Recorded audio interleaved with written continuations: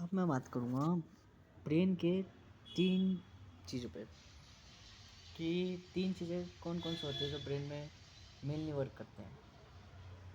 जिसके बेस पर हम कह सकते हैं कि एक व्यक्ति क्या बनेगा, क्या अलग-अलग ट्रेड्स होते हैं। अब जैसे मान के चलो सपोज़ करो मैं हूँ, मेरा दिमाग वर्क करता है लॉजिकली चलो ठीक है। मैं चीज़ों को कहता हूँ कि आप पढ़ो मत, आप प्रैक्टिस मत करो क्योंकि मैं उस चीज़ से फ्री हूँ। मुझे कोई चीज़ पढ़ने की ज़रूरत नहीं। मेरी इंटेलिजेंस इतनी तेज़ है कि मैं उन चीज़ों को कैचअप कर लेता हूँ। पर क्या हर डाइवर्सिटी में हर एक पर्सन की ऐसी है तेज। मैं कहता हूँ डिफरेंट हो सकते हैं, मुझसे तेज़ हो सकती हैं। अगर हम लॉजिकली बात करें तो हमारे ब्रेन के 3 हिस्से हमारी चीज़ों पर निर्भर करते हैं। एक पार्ट वो जो जन्मजात तय होता है। जन्मजात मतलब जो आपको एब्स्ट्रैक्ट थिंकिंग देता है। लाइक आपका ये वाला ब्रेन, पीछे का ब्रेन ऐसा ब्रेन है जो कि जन्म से नेचुरली आपका बिल्ट होता है कि हाँ, जैसे कि आप क्या बनोगे, क्योंकि ये आपको समय समय पे लैक ऑफ वो आपको फ्यू नॉलेज देगा।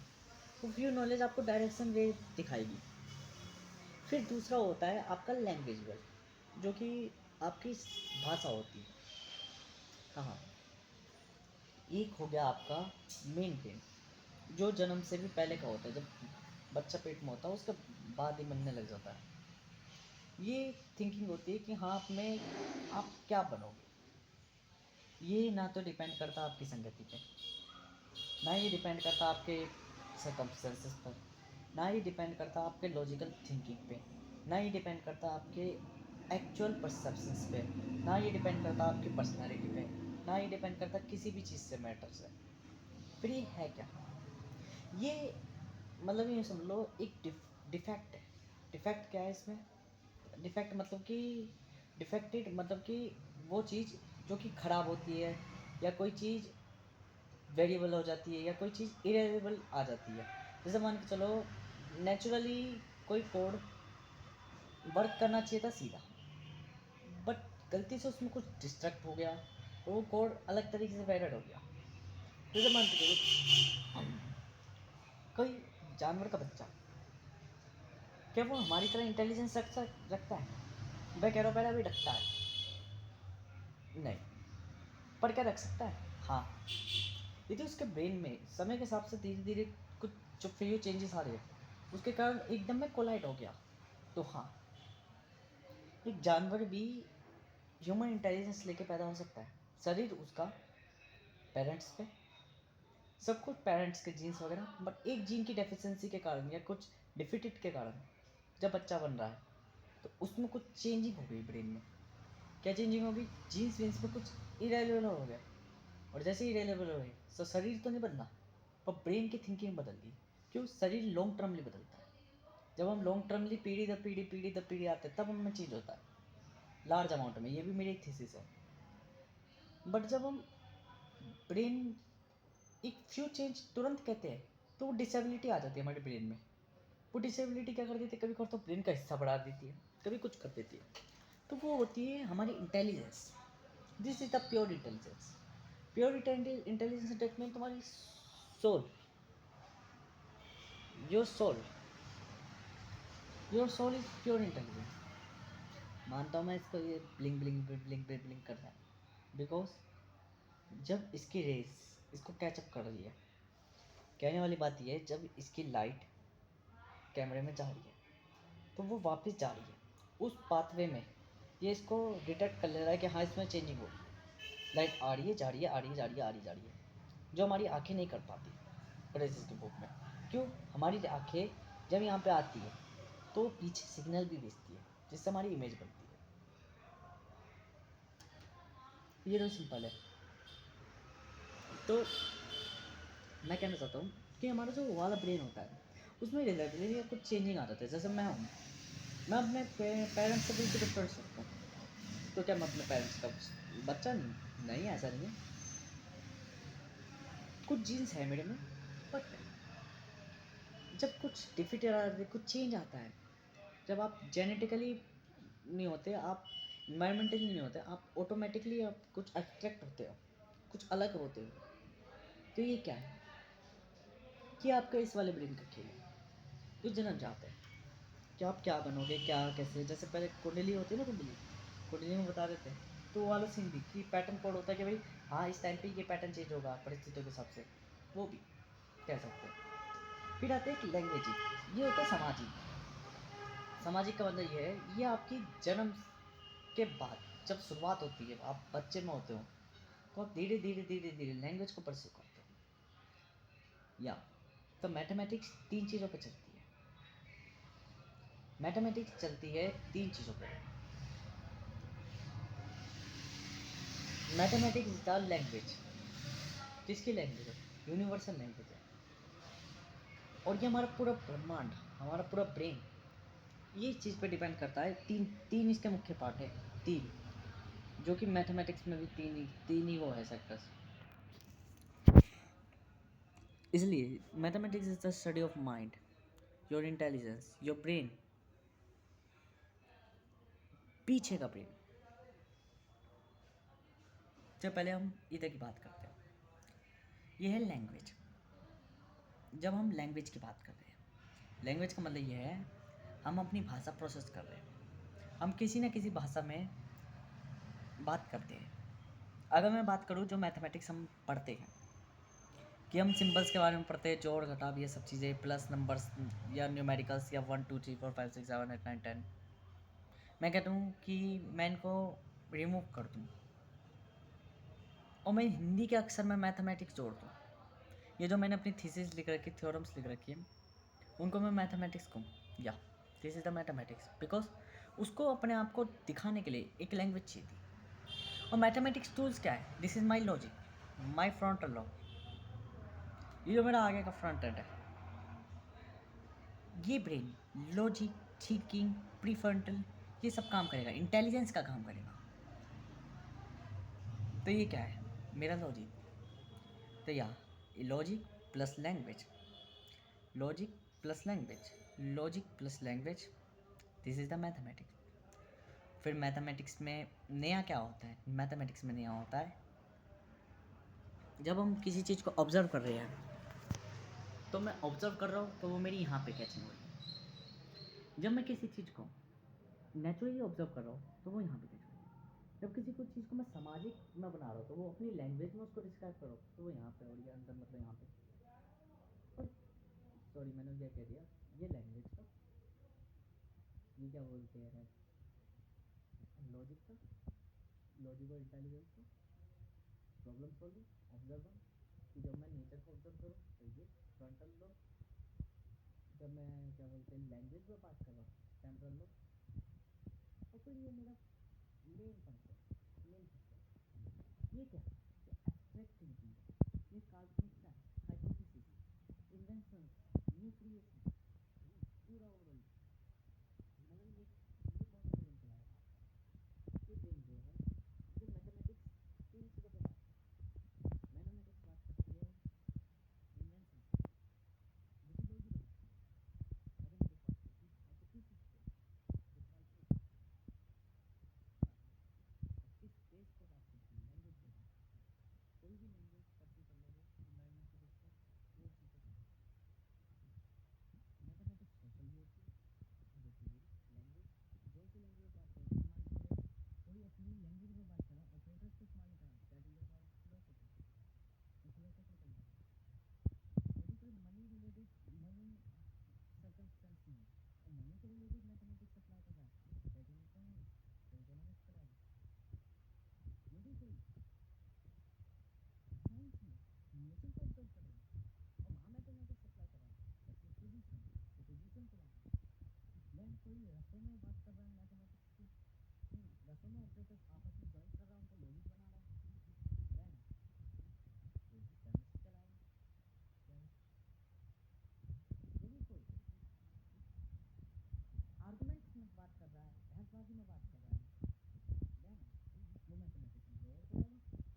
The mathematics is the everything, every person. जब कोई अपने आप को जान रहा है, हम्म, तो वो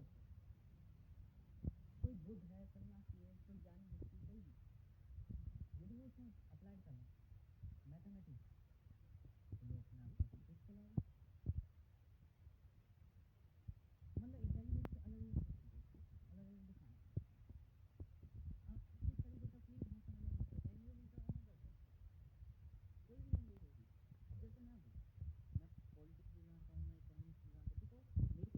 लैंग्वेज नहीं है।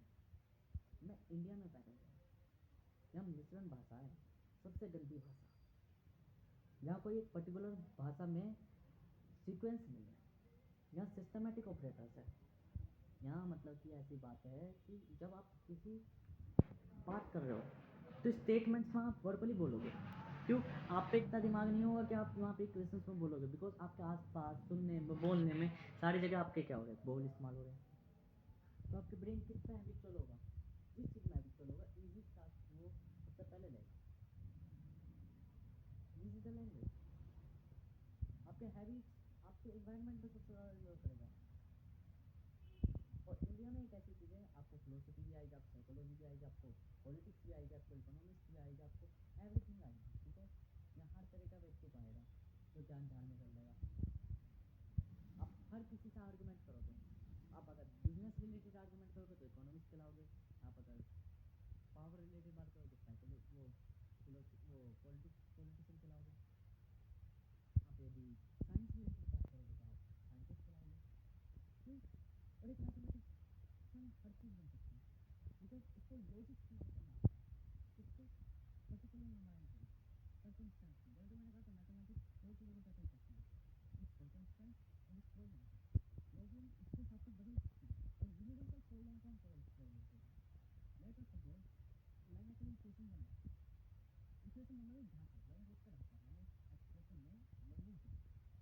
वो इक्वेशन का रखती है, अपनी वैल्यू कंटेन रखती है, एरे की तरह स्टोर करके रखती है। बट वो एरे डिस्क्लोज है, डिस्क्लोज का मतलब उसमें कोई वैल्यू एंटर नहीं है, वो एक एम्प्टी सेट है। बट जब मैंने उस सेट को एग्जीक्यूट करना है तो दैट मीन उसकी वैल्यू सेट हो गई है, जैसे रेट पर फंक्शन एग्जीक्यूट होता है, वैल्यू एंटर करेगा। जब वैल्यू एंटर करेगी that mean element of the number participate करेगी, वैल्यू पार्टिसिपेट करेगी। हाँ, तो हमें सेट का भी पता चलेगा। तो व्हाट इज द सेट? क्या वो नेचुरल नंबर का सेट है, क्या वो किसी चीज़ का सेट है, तो किसी और पर्टिकुलर चीज़ का सेट है। अब हम इसको सिंपल सिंपल समझते हैं, set is the sense of the collection of object. Senses होती है, अगर हम कोई भी चीज़ इन्वायरमेंट से परसीव करते हैं और वो अपने द्वारा करते हैं, देखिए हमें सेंसेस होगी। यदि हम कोई चीज़ देख रहे हैं वीडियो में, तो देख कौन रहे हैं? हमारी आंखें देख रही है, आंखें चलती है, दिमाग चलते हैं। क्या हमें कोई विजुअल्स दिख रहा है तो उसकी कोई पर्टिकुलर शेप है? हाँ, कोई पर्टिकुलर शेप होगी तभी तो हमें दिख रही है। यदि वो कोई चीज़ बदल रही होगी तो मतलब कि वो इतनी जल्दी बदल रही होगी कि हमारी आंखें उसको फ्लिपिंग नहीं कर पाएगी, तो आंखें हमारी फ्लिपिंग नहीं करेगी, दैट मीन हमारी सेंसेस जो कलेक्ट नहीं कर वो कलेक्ट नहीं कर पाएंगे, दैट मीन हमारी सेंसेस कलेक्ट नहीं कर पाएगी, दैट इज नहीं पॉसिबल।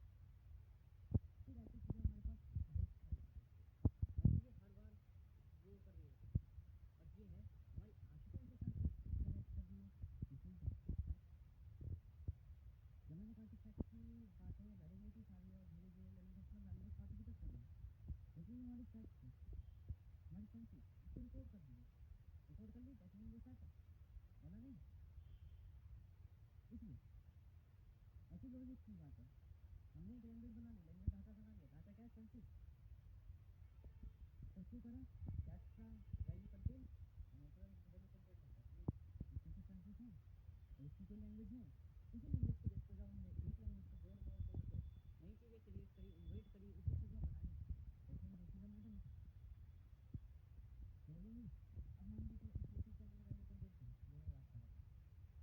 मैंने कही कि मैंने ऐसी जनरल वैल्यू सेट करी है, वो ऐसी जनरल इक्वेशन बनाई है जिसका सॉल्यूशन तो अभी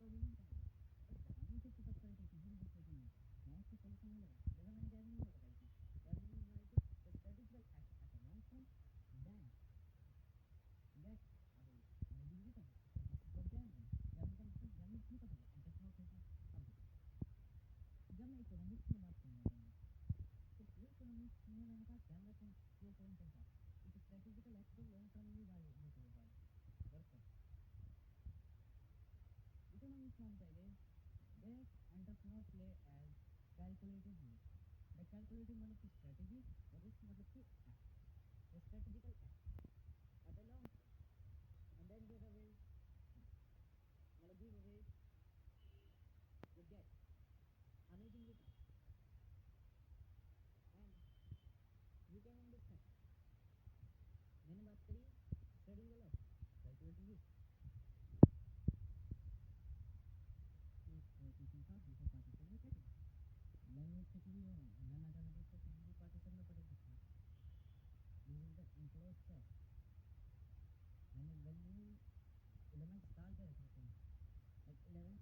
नहीं दे रहा किसी ने। लेवल की पहचान ए लेवल है। मैं जिन सेट्स पर वर्क करूँगा वो मल्टी डायमेंशनल और सॉल्यूशंस होंगे। जैसे मैं अभी स्टेटमेंट और थीसिस में बात करता हूँ, दिस इज थीसिस और मल्टी डायमेंशनल। मैं अपनी थीसिस को कल भी लगा देता हूँ, कभी तो मैं अपनी बार बार पढ़ता रहता हूँ। मैं अपनी वीडियो 40 50 60 मिनट की कल किसी और टीचर के पढ़ने की बजाय मैं अपनी थीसिस को बार बार 20 20 25 बार पढ़ता हूँ। क्यों? मैंने प्रॉब्लम्स बना रखे थे, कंस्ट्रक्टिव का प्रॉब्लम नहीं बना रखा था, मैंने लॉजिक फाइंड कर रखा था। देखो क्योंकि मैं लैंग्वेज को वर्क नहीं करता, नहीं लैंग्वेज से घटिया है, लेकिन इंडिया में कर देगा।